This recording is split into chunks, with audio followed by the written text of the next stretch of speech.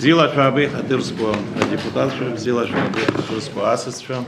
Добрый день, уважаемые коллеги. Как вам известно, в соответствии с регламентом Народного собрания Республики Абхазия в случае необходимости может быть созвана внеочередная сессия. Для этого требуется решение, принятое большинством голосов общего числа депутатов парламента. Поэтому ставлю на голосование вопрос о проведении внеочередного заседания Народного собрания.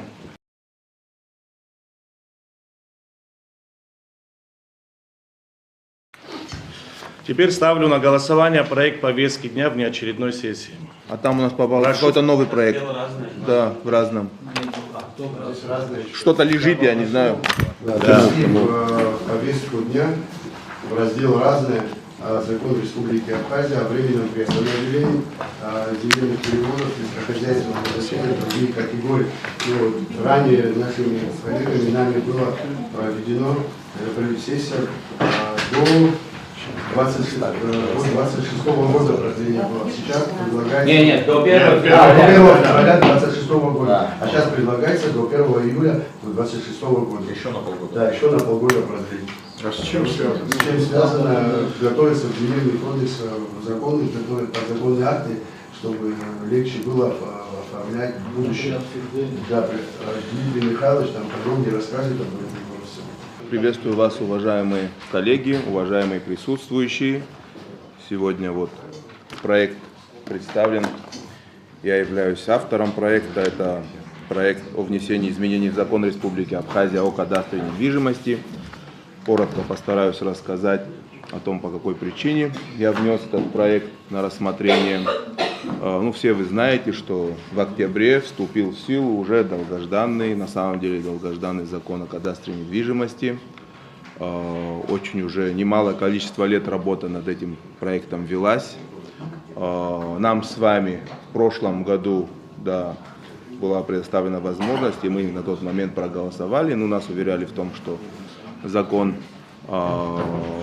абсолютно продуман и будет работать, и не будет никаких проблем в правоприменительной практике. Мы с вами проголосовали тогда за это. Опять же, если помните, закон изначально должен был вступить в силу в июне, если мне память не изменяет. По просьбе исполнительной власти мы с вами тогда отсрочили еще на полгода. Это была их просьба. До, получается, 1 октября, потому что тогда признали объективно, что по некоторым вопросам все еще не готовы и могут быть проблемы правоприменительной практики. 1 октября наступило, закон вступил в силу, и ситуация показала, что, несмотря на ту огромную работу, которая на самом деле проведена, есть все-таки немало еще вопросов, немало проблем. И прежде всего эти проблемы ложатся на плечи наших с вами сограждан.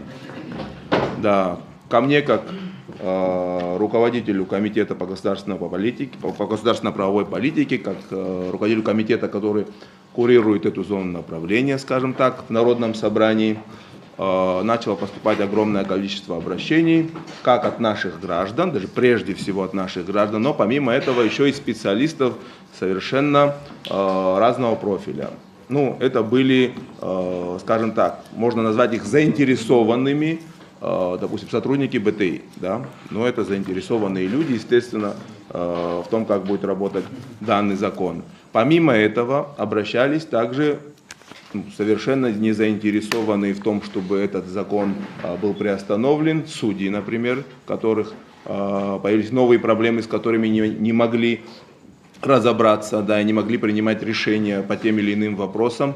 Очень часто звонили, просили дать какую-то конкретную информацию, будут ли изменения, что им делать, могут ли они пока приостановить находящиеся на рассмотрении в судах вопросы для того, чтобы именно в законодательном плане все вопросы были разрешены, у них не было проблем. Помимо этого обращались нотариусы. Здесь, если вы помните, также и по их обращению вместе с представителями исполнительной власти, здесь мы все собрались, я хотел прийти к какому-то общему решению. И казалось на тот момент, что мы к общему решению пришли. Мы расходились отсюда, я даже дал интервью тогда журналистам о том, что вот мы ждем в ближайшее время проект нового закона по внесению изменений, соответственно, в уже действующий закон. Но, к сожалению, что-то пошло не так, проект так сюда и не поступил. Но, как вы понимаете, жалобы поступать не перестали. Я ждал более 1,5 месяцев, предупреждал правительство также, членов правительства, руководителя кадастровой палаты.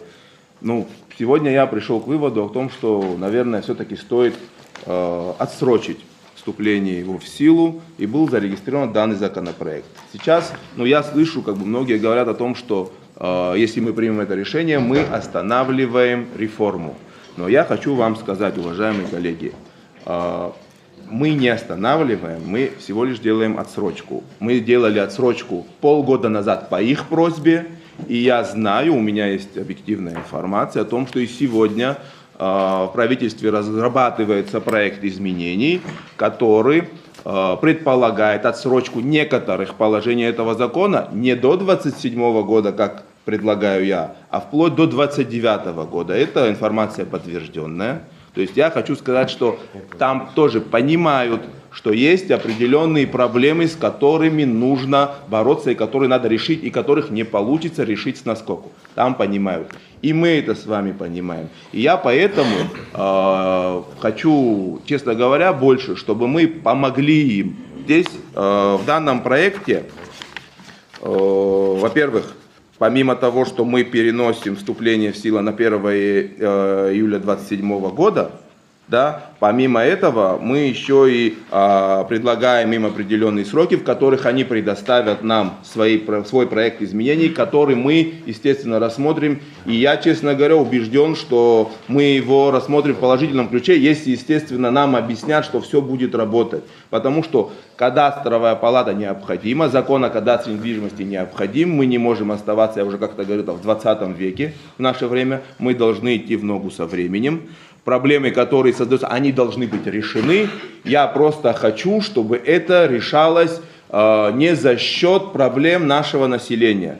Сейчас есть возможность ту же базу, которую сегодня еще полно не обладает кадастровая палата, в течение этого времени можно ее дособирать. Можно изучить, какие еще есть проблемы. Ведь вот эти 2 месяца, они показали, какие проблемы есть в сфере закона о кадастре недвижимости.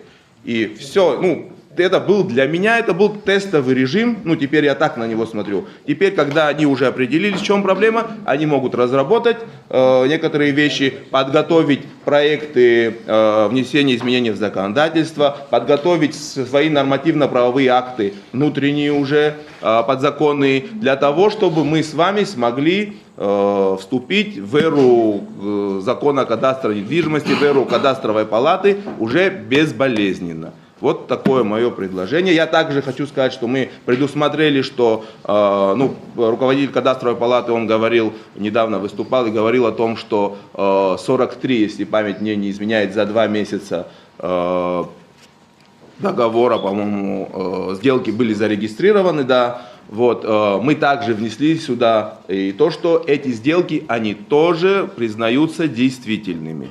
В этом плане этих граждан мы тоже защитили, и я считаю, это, честно говоря, хорошее начинание. Мы сегодня поможем и нашим гражданам, и, соответственно, специалистам в различных отраслях, которые получились задействованы в решении этой проблемы.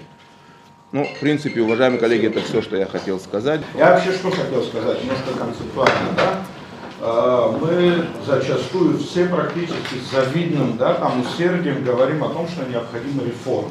И когда получается попытка внедрить ту или иную реформу, за срыв или за неэффективное исполнение этой реформы начинают перекладывать ответственность друг на друга. Парламент несколько раз, активно участвуя в этом процессе, несколько раз создавал благоприятные условия для того, чтобы исполнительная власть при подготовке и внедрении этого проекта закона имела возможность продумать все как бы в мельчайших подробностях. Вот Патрик Игоревич не даст собрать, ребята, вы тоже все коллеги присутствовали, да, когда было предложено отложить до 1 января 2026 года, но нас убеждали в том, что этого времени достаточно, и 1 октября кадастр заработает, да. Но с другой стороны, ни одна реформа, она не может быть эффективной, на мой взгляд, если эта реформа не будет необратима.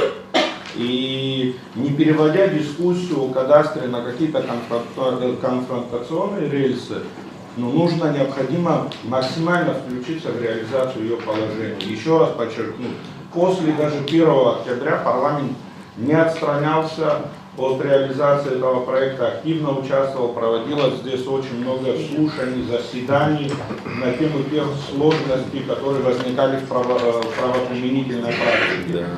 Но те предложения, которые мы будем сегодня обсуждать и рассматривать, конечно, мне кажется, частично решать те сложности, которые выявились, и о которых Дауд Витальевич рассказывал. С другой стороны, вот, практически все мы здесь автомобилисты, да, давайте представим ситуацию, вот завели машину, включили передачу, вместо того, чтобы нажать на газ, да, и добавить впрыск топлива в мотор, чтобы она быстро поехала, поднимаем ручник и жалуемся потом на машину, говорим, плохая машина, давайте пересядем опять на лошадь. Иногда на ремонт нужно.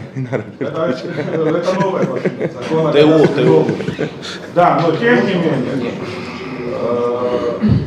считаю также справедливым и системным, да, чтобы лица, и это важно, ответственные за срыв внедрения этого закона в системе исполнительной власти понесли наказание. Я уже выступал, в принципе, повторяться не буду. Здесь, в принципе, коллеги все сказали.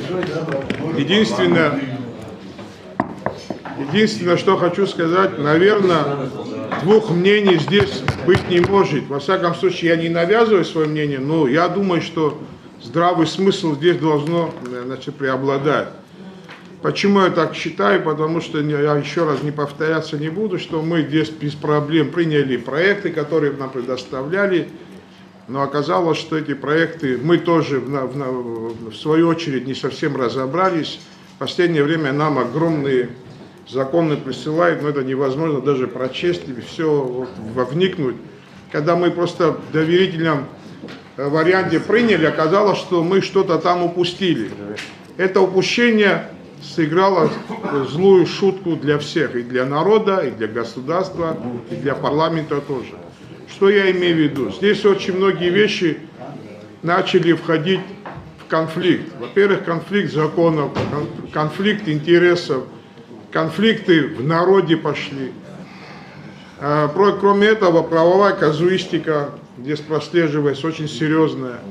И потому я думаю, что единственное верное решение, которое сегодня предлагает Дауд Витальевич, и я думаю, что это надо поддержать. Потом я, насколько понимаю, еще видение есть здесь от администрации президента, наверное, потом это еще обсудим. Но я думаю, что здесь двух мнений не должно быть. Я хотел бы обратить внимание на ту информацию, которая в последние дни звучит в средствах массовой информации, и может сложиться мнение, что вообще тема кадастра появилась только лишь в 7-м созыве, что депутаты 7-го созыва в прошлом году не дочитали законопроект и приняли поспешно. Хотел бы напомнить, что вообще впервые мероприятия по созданию земельного кадастра были включены в комплексный план социально-экономического развития еще в 2010 году. Сама кадастровая палата была создана в марте 2015 года. После этого была утверждена ведомственная программа трехлетняя по созданию кадастра недвижимости 2015, 2016 и 2017 годов. То есть вопрос никогда не политизировался, и даже несмотря на неоднократную смену власти при всех правительствах, вопрос создания кадастра не подвергался сомнению. Усматривать там, что этот законопроект подменяет собой законы по продаже недвижимости, или это скрытая форма закона в апартаментах, нет никаких правовых оснований в этом законе усматривать. Более того, также хочу отметить, что одно из первых заседаний комитета, когда 6 октября мы рассматривали с вами ход реализации закона, тогда озвучила позицию администрации президента, что простое отложение законопроекта ни к чему не приведет. Как известно, выдержка и качество улучшаются это только лишь у вина, когда оно отложено, выдержано. Законопроект сам по себе не улучшится, если мы просто его введение в действие пролонгируем. Поэтому, если депутаты поддержат представленный законопроект в первом чтении и будет рассмотрение во втором чтении, я буду предлагать и просить депутатов поддержать поправки, чтобы мы не просто отложили законопроект, но в том числе в переходные положения включили нормы, которые позволили бы до его вступления в силу вносить изменения, которые позволят перейти к поэтапной реализации закона. Не просто сейчас в той редакции, в которой есть, но внести, усовершенствовать те положения, которые выявила практика, что они не совсем эффективно работают, чтобы эти изменения можно было внести в закон о кадастре недвижимости. Тут вопрос у нас возникает, проблема немножко возникает у нас с регламентом, поскольку, если можно, да, поскольку после принятия проекта в первом чтении поправки, которые следуют, мы должны обязательно в комитете провести. Мы раньше так не делали без этого, и сейчас я бы тоже не хотел делать. Но откладывать на какой-то срок мне тоже не хочется, потому что когда будет следующая сессия, да, вот, если, вот я хотел бы тогда так предложить, коллеги. Абсолютно правильно. Дауд Витальевич, следующая сессия очень будет насыщенная, мы должны будем принимать бюджет. Да, дайте я предложение сделаю тогда, чтобы мы в эту ситуацию как бы вышли из нее. Ну тогда я, знаете, попрошу вас, Стамур Борисович, все-таки как человек, который руководит сегодня нашим собранием, сейчас, чтобы мы приняли в первом чтении, а потом, если можно, здесь члены комитета моего присутствуют, если можно, перерыв небольшой, и члены комитета мы проголосуем за поправки. Я просто не хотел, чтобы мы нарушали регламент. Абсолютно правильно. Да, да, мы на комитете проголосуем, да, и только потом. Я бы так хотел. Если мы сегодня сразу, сейчас будет, это будет неправильно с точки зрения... Абсолютно правильно. Правовой политики, вопрос на повестке у нас это подготовленные от администрации президента поправки к закону о... Уважаемый Стамур Борисович, уважаемые депутаты, только что на заседании комитета рассмотрели предложенную нами поправку. Суть данной поправки в том, чтобы помимо приостановления действия закона о кадастре, возобновить действие статьи 78, которая регламентирует переходные положения для вступления в закона в силу. В этой 78 статье прописан механизм реализации закона, то есть принятия всех подзаконных актов, которые необходимы для реализации. Также содержатся нормы, которые обязывают уполномоченные органы, БТИ и другие структурные подразделения местных администраций передать информацию в кадастровую палату. И другое изменение предусматривает о том, что не происходит простое отложение законопроекта, вступление его в силу, что в этот период депутаты дают возможность исполнительной власти подготавливать изменения, совершенствовать действующий закон о кадастре недвижимости, предлагать для внесения в закон изменения, которые будут предусматривать его поэтапную реализацию. Председатель комитета тоже отметит. Я думаю, члены комитета единогласно наши предложения поддержали. Члены комитета единогласно поддержали данную поправку от президента Республики Абхазия. От себя даже хочу еще добавить, что действительно я очень рад, что эта поправка поступила. Ну, во-первых, мне кажется, мы тем самым, принимая эту поправку, мы еще и подтверждаем, что мы на самом деле не отказываемся ни в коем случае от работы закона о кадастре недвижимости. Мы просто хотим, чтобы были внесены определенные изменения, которые позволят закону работать так, как он задуман на самом деле. Это очень хорошо, потому что у меня все равно, хоть я и являюсь автором проекта, на самом деле были у меня определенные сомнения, что не мешаю ли я развитию, не мешаю ли я реформам. Вот здесь Ильнар Альбертович тоже об этом говорил, были у меня такие сомнения. Я для себя решил, что все-таки буду проект вносить, но я рад, что мы сейчас можем здесь дополнительно еще прописать поэтапность и подготовки новых поправок и вообще внедрения закона о кадастре недвижимости в нашу с вами жизнь. Поэтому я поддерживаю, еще раз повторяю, комитет единогласно поддержал. Единогласно, Всем лучшего.